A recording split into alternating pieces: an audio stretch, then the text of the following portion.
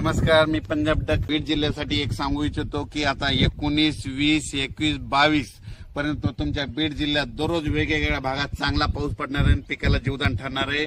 म्हणून खास करून हे बीड जिल्ह्यासाठी आनंदाची बातमी।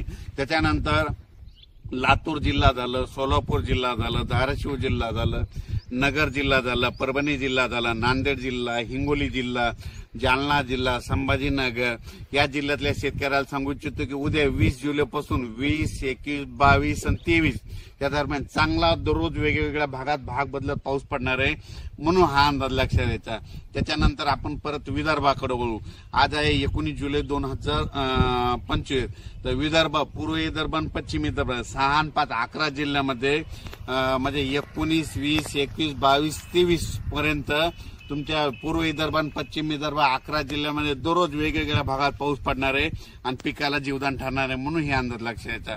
त्याच्यानंतर सांगायचं झालं तर कोकणात देखील चांगला पाऊस पडणार आहे, म्हणजे 19 जुलैपासून तर 23 जुलैपर्यंत चांगला पाऊस राहणार आहे, म्हणून हा अंदाज लक्षात घ्यायचा। त्याच्यानंतर उत्तर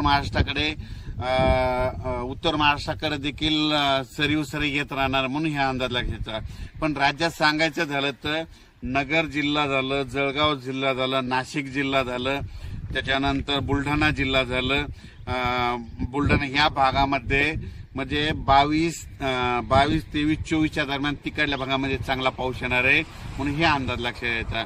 त्याच्यानंतर राज्यातले सर्व शेतकऱ्याला सांगू इच्छितो की खास करून पूर्व विदर्भ आणि पश्चिम विदर्भ की 25च्या नंतर 25 जुलै, 26, 27च्या नंतर विदर्भ, पूर्व विदर्भ, पश्चिम विदर्भामध्ये पुन्हा एकदा मोठा पाऊस येणार आहे।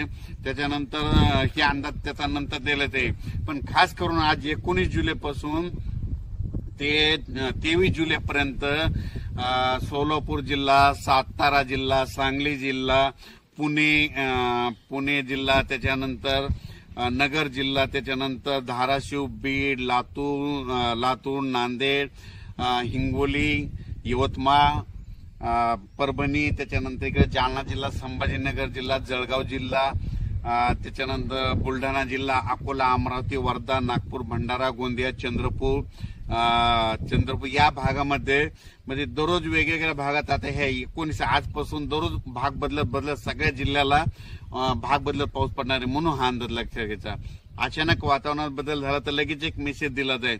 पाऊस कसा पडणार आहे ते एक सांगतो असा